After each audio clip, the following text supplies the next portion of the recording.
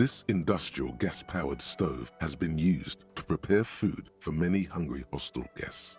There are several pots and pans on hand. Getting the corpse residue out of these boots is going to require patience, and also a huge pot full of boiling water, soap, and white vinegar. A commercial pot draws your attention. It's very large, gigantic even. It could be used to make enough stew to feed an entire city, and also to boil a putrid pair of death boots. There is a variety of soaps and bleaches in the cabinet to the left of the stove.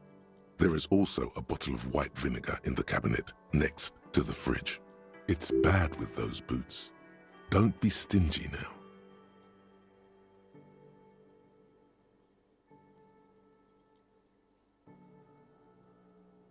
The bottom of the pot fills with shiny white goo.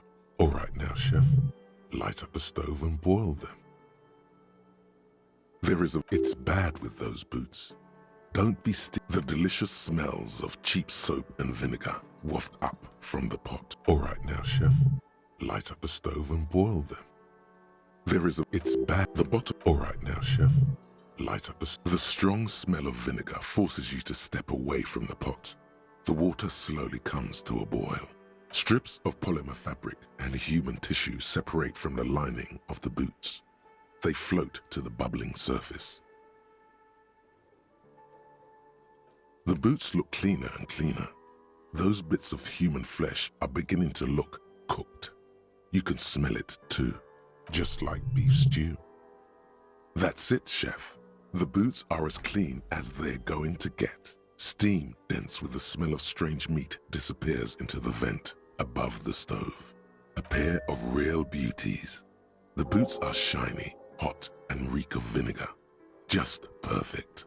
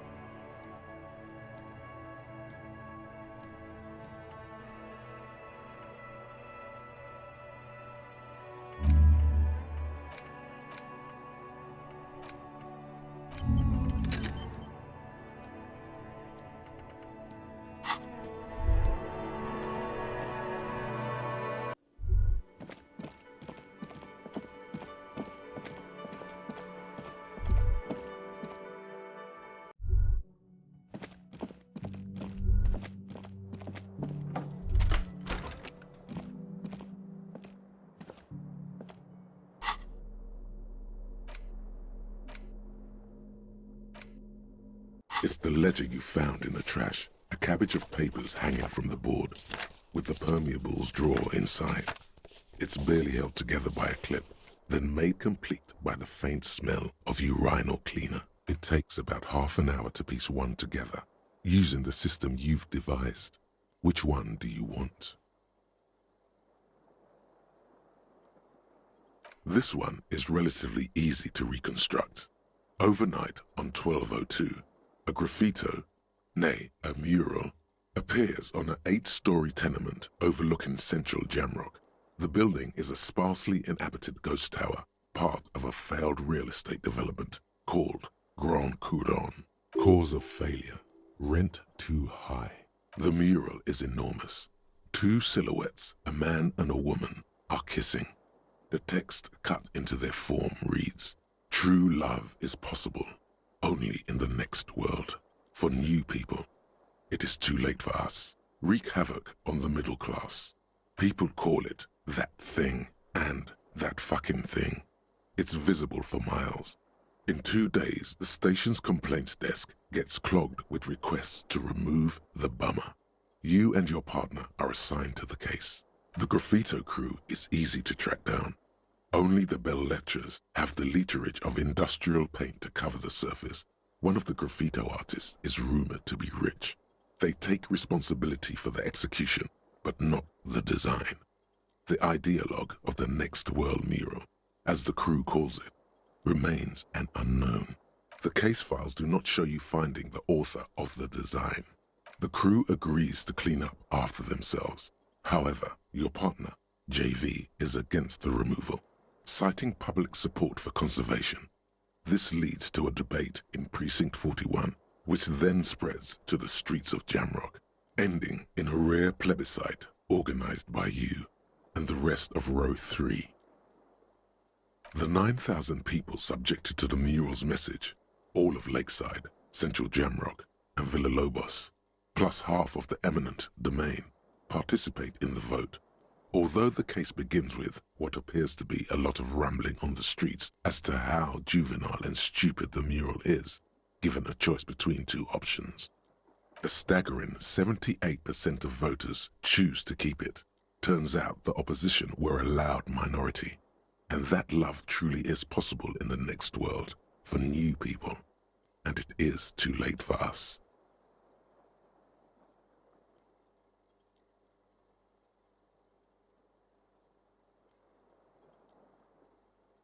Did anyone ask you what you believe in, man with the smelly toilet ledger? What do you want to tackle next? Or are we done? AKA Leslie and Burke, AKA the public indecency drunk and the property damage drunk, is a cursed case. It has been passed from unsuspecting officer to unsuspecting officer for 10 years. On January 29, the unsolvable case made its way to you. Why you accepted it, it is unclear. Every officer, and indeed most civilians in Jamrock, know it's unsolvable. You were so drunk you didn't remember what it was when you signed on. That, or you were high. Leslie will always take his pants off when he's drunk. Burke will always trash everything. It's just what they do. It is their nature. You cannot change the nature of a man, and you can't lock them away because public indecency and small-scale property damage are not punishable by incarceration.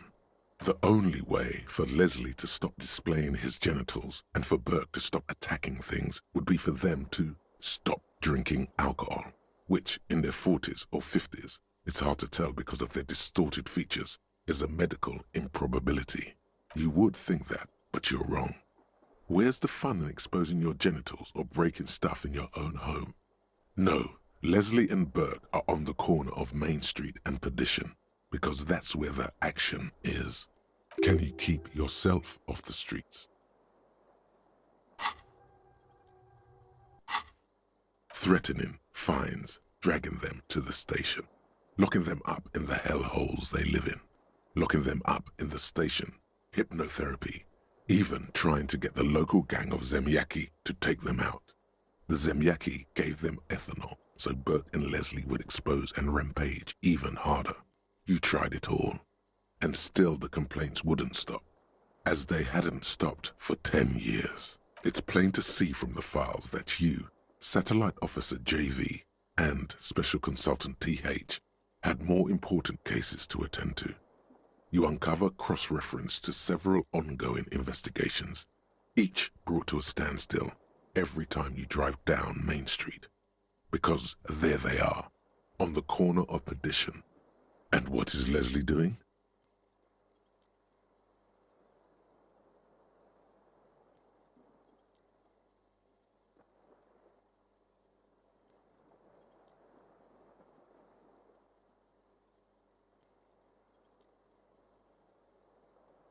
Good, you're learning. If the files are to be trusted, that's all there is to it. That and Burke breaking things, and the fact that they're both drunk. But then again, so are you. The case becomes considerably less comic one day when Burke takes a swing at your ledger. He must have it confused with the property he likes to damage. But the joke's on him. You're drunk out of your mind on potent Pilsner. You slam the hardened plastic board in his face. Then you proceed to beat him unconscious with it.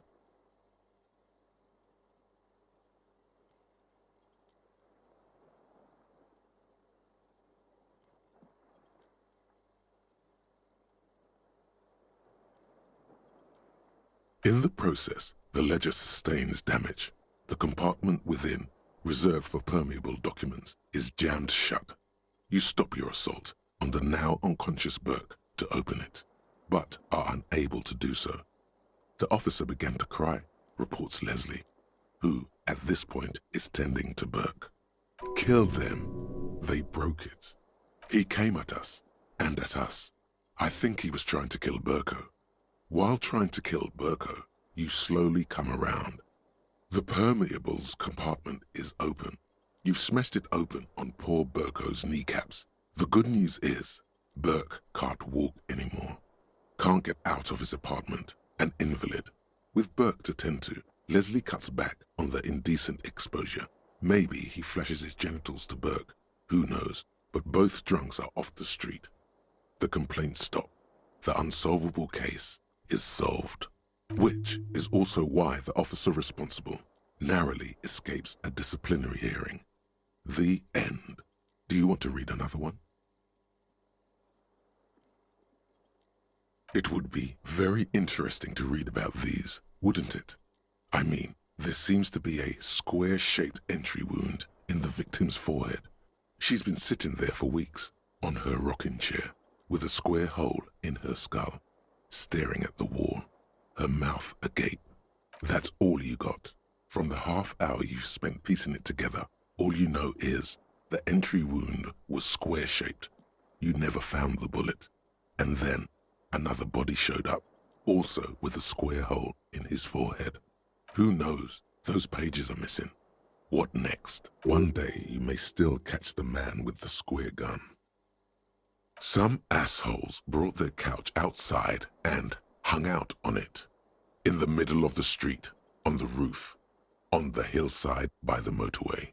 You know, at an unexpected location.